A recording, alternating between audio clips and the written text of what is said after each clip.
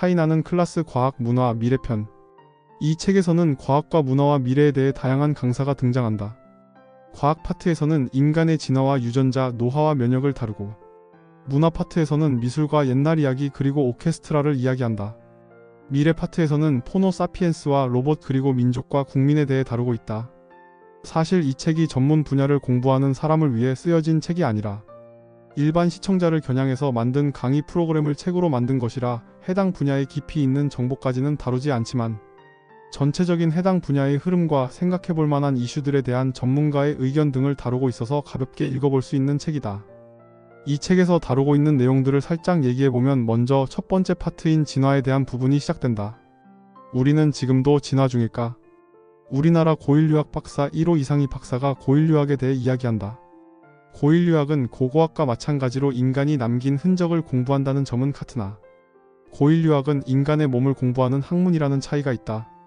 그런데 고고학보다 이 학문이 어려운 이유는 인간의 99%가 죽은 뒤 사라져버린다는 점에 있다. 인간이 죽은 후 화석으로 남는 경우는 거의 불가능에 가까운 확률이라고 한다. 인류의 기원은 무엇일까? 인간과 침팬지가 공통의 조상으로부터 갈라지기 시작한 것은 1960년대에 이르러서 500만 년 전이라고 밝혀졌다. 그렇다면 인류의 조상은 누구일까? 이를 알기 위해서는 인류의 조상이 다른 동물과 구분이 되는 기준을 살펴봐야 한다. 찰스 다윈이 주장한 인간의 조건 4가지가 학계에 큰 영향을 미쳤다. 바로 큰 머리, 도구 사용, 두발 걷기, 작은 치아이다. 고인류 학계에서는 이러한 인간 다음의 특징이 모두 사냥과 함께 일어난 변화라고 생각했다. 그래서 이를 사냥 가설이라고 부른다. 1912년에 발견된 필트다운인이 인류 최초의 기원으로 알려졌으나 후에 이 육골이 조작된 것임이 드러났다. 두 번째 후보는 1974년 에티오피아에서 발견된 오스트랄로피테쿠스 아파렌시스나 이 유인원은 도구를 사용하지 않고 인간의 조건에 부합되는 특징이 별로 없었다. 그러나 직립보행의 특징을 가지고 있었다. 세 번째 후보는 아르디피테쿠스 라미두스인데 이들은 500만 년 전부터 440만 년 전에 등장한 유인원으로 나무 타기와 직립보행을 병행한 인류 최초의 조상으로 추정된다. 우리 인류의 조상이 대략 500만 년 전에 시작되었다고 가정하지만 이것은 추정으로 언제든 뒤집어질 수 있는 가설일 뿐이다. 인류의 기원은 인류와 침팬지 계통이 갈라진 사건을 의미한다. 가설에 따르면 오스트랄로피테쿠스가 등장하고 아르디피테쿠스가 등장하고 그리고 현생 인류가 등장한다. 그런데 현생 인류 출현 직전에 있던 유일한 집단은 네안데르탈인이 유일하다. 그런데 네안데르탈인이 멸종한 것으로 밝혀지는데 최근의 학설은 호모 사피엔스와 네안데르탈인의 접점이 있었고 현생 인류인 유럽인의 유전자에 네안데르탈인의 유전자가 4% 정도 포함된 것으로 밝혀졌다. 이를 계기로 다양한 인류들이 다양한 시점에서 계속 유전자를 서로 교환하면서 현생 인류에 다다랐다는 다지역 연계설이 지지를 받기 시작한다. 이 이론에 따르면 인류의 직속 조상인 호모 종들이 다양하게 존재했다는데 그 증거로 발견된 다양한 호모 종들이 발견된다. 인도네시아에서 발견된 호모 플로레시엔시스, 남아프리카 공화국에서 발견된 호모 날레디 등이 있다.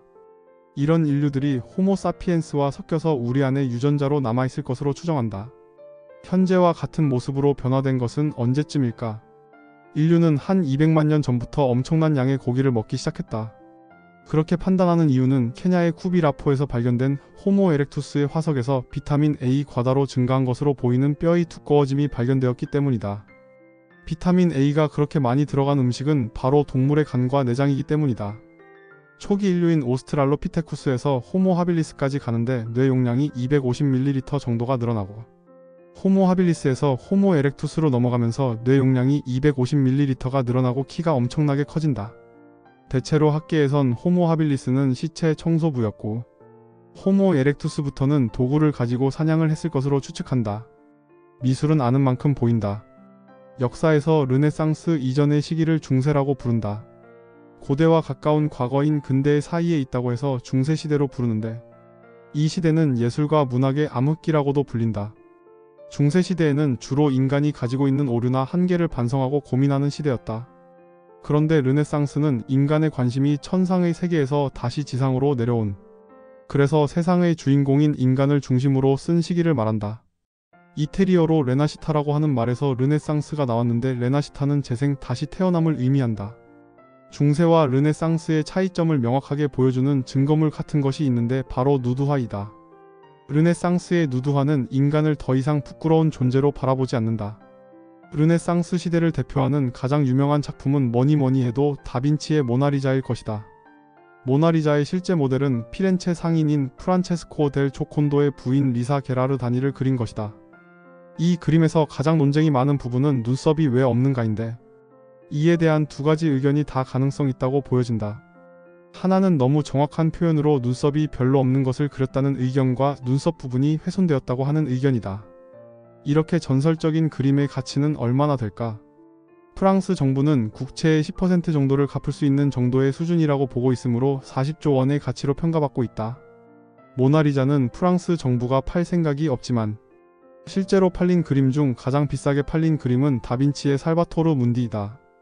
이 그림은 경매에서 5천만 달러에 판매가 되었다. 그림 하나가 돈으로 따지기 힘든 가치를 지니고 실제로 이렇게 비싼 가격으로 거래가 된다는 사실이 놀랍기도 한데, 일반 사람들은 미술이라는 대상을 고가의 가격이라는 점에서 관심을 갖는 경향이 있다.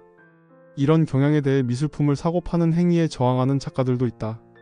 대표적인 예가 그래피티 작품으로 유명한 뱅크시이다. 베일에 쌓인 예술가 또는 그룹인 뱅크시는 자신의 작품을 누군가 돈으로 사서 소유하는 것을 반대해 경매에서 낙찰된 후 작품의 일부가 파쇄되도록 한 사건도 있었다. 르네상스 시대의 뒤를 이어서 바로크 시대가 등장하는데, 바로크는 일그러진 진주라는 의미를 담고 있다고 한다. 너무나 역동적이고 파격적인 이 시대 미술을 약간 피코와 부르게 된 명칭이다.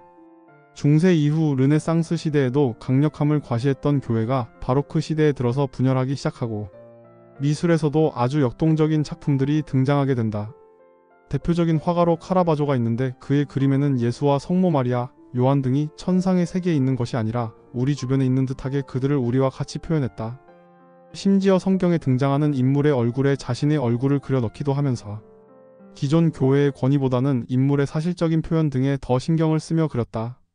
카라바조는 다른 화가들에게 많은 영향을 끼치는데 렘브란트도 그의 영향을 받았고 젠틸레스키라는 여성 화가도 그의 영향을 많이 받았다. 카라바조의 영향을 크게 받은 젠틸레스키의 홀로페르네스의 목을 치는 유디트라는 작품은 목에 칼이 절반 이상 들어가 있고 피가 흐르면서 자극적이고 사실적으로 묘사했다. 바로크 시대의 대표적인 화가 중에는 벨라스케스도 있다. 그는 마드리드의 궁정화가로 활동했는데 그 후에 이탈리아로 유학을 가서 그림을 더 공부한 후 다양한 색을 구사하는 화가로 재탄생한다. 그의 대표작으로 시녀들이 있는데 초상화이지만 회화의 모든 것을 담아냈다고 평가받는 작품이다. 그림 속 작은 거울에 비친 펠리페 4세와 왕비의 모습까지도 담아냈다. 그리고 그림 속 인물들의 턱을 길게 그렸는데 이것은 역사적으로 합스부르크 가문이 권력을 외부로 빼앗기지 않으려고 근친혼을 한 것 때문에 유전병이 돌아서 그 집안 사람들이 긴 턱을 가지게 된 것이 정설이다. 바로크 시대를 대표하는 또 하나의 화가로는 만화 플란다스의 개에서 주인공 네로가 죽기 전에 가장 보고 싶어 했던 십자가에서 내림이라는 작품을 그린 루벤스가 있다. 보통 화가들이 사후에 제대로 된 평가를 받는 것에 반해 루벤스는 살아있을 때부터 화가계의 왕자로 살았다. 십자가에서 내림에서 보면 예수의 몸이 근육이 잘 발달되어 신적인 느낌을 받게 그렸다. 루벤스는 왕실에서 작품을 많이 의뢰했는데 앙리 4세의 부인인 마리 드 메디치는 자신의 그림을 루벤스에게 의뢰했다. 루벤스는 마리 드 메디치의 초상화를 죽은 남편 앙리 4세가 받는 신화적인 그림으로 완성했다. 작품명은 마리 드 메디치의 초상을 받는 앙리 4세이다. 루벤스는 돈을 받고 그들의 마음에 들만한 그림을 그려주었는데 반해 돈과 권력과 타협하지 않은 화가도 있었다. 렘브란트는 루벤스처럼 잘 나가지는 않았는데 그의 그림들이 잘 안 팔리고 빚에 쪼들려 신용불량자가 되어 그려놓은 그림들은 정부가 가져가고 그는 점점 미술시장과 동떨어져 자기만의 세계로 빠져든다. 그 덕분에 명상적이고 인간성이 묻어나는 그림들을 그리게 된다. 바로크 미술을 지나면서부터는 미술이 보통 사람의 눈높이로 내려오는 과정을 겪는다. 브리헐이라는 화가는 다빈치의 최후의 만찬을 자기 방식으로 패러디의 농민의 결혼식이라는 작품을 만든다. 최후의 만찬의 구도와 비슷하지만 농부들이 잔치에서 먹고 마시는 모습을 그렸다. 또한 장님을 이끄는 장님이라는 작품에서는 교회를 대놓고 비꼰다. 맹인이 맹인을 인도한다는 것이 교회가 사람들을 잘 못 인도함을 비꼰 것이다. 이렇게 미술은 점점 발전하면서 현대 미술로 발전하게 된다. 현대 미술과 르네상스, 바로크 미술의 차이는 무엇일까? 르네상스 이전부터 르네상스와 바로크까지는 분명하게 알아볼 수 있는 구체적인 대상을 그렸으나 현대로 넘어오면서 대상도 없고 읽어낼 것도 없고 찾을 것도 없는 그림들이 등장한다. 캔버스 위에 물감을 자유롭게 뿌리면서 그림을 그리는 액션 페인팅이 등장하면서 미술은 결과물만이 아니라 그리는 과정도 미술의 일부로 들어간다. 액션 페인팅은 잭슨 폴록에 의해 널리 알려지게 된다. 이런 잭슨 폴록의 진가를 알아본 곳이 바로 미국의 중앙정보국 CIA였다. 냉전시대 소련은 추상미술은 부조화이고 잘못된 예술이라며 인정하지 않았으므로 미국에선 잭슨 폴록의 미술이 미국의 가치를 드러낼 수 있는 문화적 표상이라고 홍보했다. 현대 추상미술에 이런 정치적 배경이 숨어 있기도 했다. 그런데 왜 미술이 이렇게 추상적으로 변하게 된 것일까? 그것은 사진기가 등장하면서 화가들은 사진이 할 수 없는 부분을 신경 쓰기 시작했기 때문이다. 즉 사진은 그림과 같이 화가의 생각을 드러낼 수 없지만 그림은 가능하다는 것을 직접 증명하게 된 것이다. 이 시기를 겪으며 화가들은 자신들의 생각을 그림에 표현하기 시작했다. 대표적인 양상은 인상파라고 불린 일련의 화가들이었다. 빛의 화가라 불리는 모네의 해돋이 인상이라는 작품은 당시에 인정받지 못한 그림이었다. 평론가들에 의해 인상파라고 놀림을 받은 것이 인상파의 시작이었다. 누구나 똑같이 생각하는 그 대상을 그리는 것이 아니라 빛에 의해 오묘하게 다르게 보여지는 그 순간을 강한 붓터치로 그려내는 것이 인상파의 특징이다. 인상파의 영향과 일본의 파나 우키요의 영향을 받아 자신만의 독특한 화풍을 완성한 고흐도 대표적인 화가이다. 고흐 이후로 주목할 만한 화가로는 에로티시즘의 화가 구스타프 클림트이다. 클림트는 다른 화가들처럼 많은 그림을 남기지 않았다. 대신 그는 나의 그림이 나의 삶이다 라는 말로 대신했다.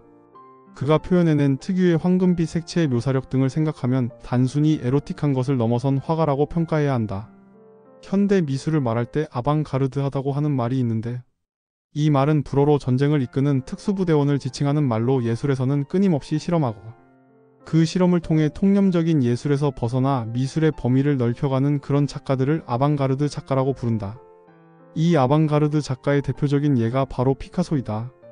아비뇽의 처녀들이란 작품을 전후해서 피카소의 인생을 나눌 수 있을 정도로 이 작품은 대단한 작품이다. 바로 큐비즘 입체파의 시대가 시작된다. 피카소는 늘 새로운 것을 고민하고 있었고 좀 더 조형적인 실험을 하면서 자신의 작품을 점점 새로운 방향으로 이끌었다. 우리의 얼굴이 가지고 있는 다양한 특징을 하나의 화면에 담고자 한다면 결국 해체와 재해석, 재조합을 통해서 담아내야 할 것이다. 그리고 미술에 그것을 실현한 것이 입체파이다. 미술이라는 세계에는 이런 다양한 생각들이 있다. 거부감보다는 애정으로 다가가면 흥미로운 세상이 열릴 것이다. 세계를 지배하는 신인류 포노 사피엔스. 포노 사피엔스란 무엇인가? 포노는 라틴어로 스마트폰을 의미하므로 포노 사피엔스는 스마트폰을 사용하는 인류를 의미한다. 이제는 스마트폰이 인간의 일부처럼 여겨지는 그런 인종이 되었음을 의미하는 것이다. 2020년에는 통계적으로 전 세계 소비자의 80% 이상이 스마트폰을 사용하는 것으로 나타났다. 이 책이 쓰여진 시기가 2020년 이전이라 통계적으로 추측한 것이다. 현재 인류는 연령 상관없이 스마트폰을 거의 사용하게 된 것이다. 그럼 거의 80%의 인류가 사용하는 스마트폰이 어떠한 변화를 가져왔을까? 스마트폰의 등장 이후 정보를 보는 방식이 달라진다. 과거에는 신문이나 텔레비전에서 모두 같은 정보를 봤다. 일방적으로 보여주는 것들을 보는 방식이었으나 스마트폰 시대에는 정보의 선택권이 소비자에게 넘어갔다. 기존의 은행 업체들은 소비자의 성향에 따라 기업의 핵심 역량을 변경해야 했다. 가령 은행들은 전에는 ATM 기기들과 직원들이 고객에게 서비스를 했었으나 모바일 시대에는 은행 앱을 통해서 많은 양의 거래가 이루어지고 있다. 이렇게 급변하는 소비자의 선택에 의해 소비자의 선택을 받은 업체만이 살아남는다. 기업들도 이러한 변화의 추이를 잘 살펴보고 기업의 전략을 변경해야 하지만 우리들도 주목해야 한다. 중국에서는 인터넷 방송이 빠르게 성장했다. 그리고 인터넷 방송과 유통을 결합시킨 왕홍이라는 문화가 생겨났다. 왕홍이란 웹과 판매의 결합을 의미한다. 이들은 매장을 찾아가 인터넷 방송을 통해 물건을 대신 팔아줄 테니 마진의 30%를 달라고 하며 사업을 진행 중이다. 대표적인 인물로 장다이라는 사람이 있는데 그는 단 2시간 만에 33억 원 어치의 물건을 완판하기도 했다. 그는 2017년 한 해에만 500억 원을 벌었다. 이렇게 급변하고 새로운 사업들이 등장하는데 우리나라는 이 새로운 소비 문명에 어느 정도 적응했을까? 한국은 우버와 같은 사업을 불법으로 규정하고 기존 택시 업계를 보호해주고 있다. 그러나 이러한 변화를 언제까지 막을 수는 없는 법이다. 스마트폰을 든 인류가 새로운 문명의 표준이 되었다면 이제 우리가 만들어 놓은 규제라는 것도 다시 살펴봐야 한다.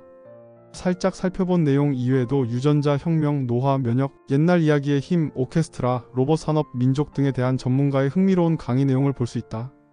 가볍게 읽을 수 있는 책으로 추천한다.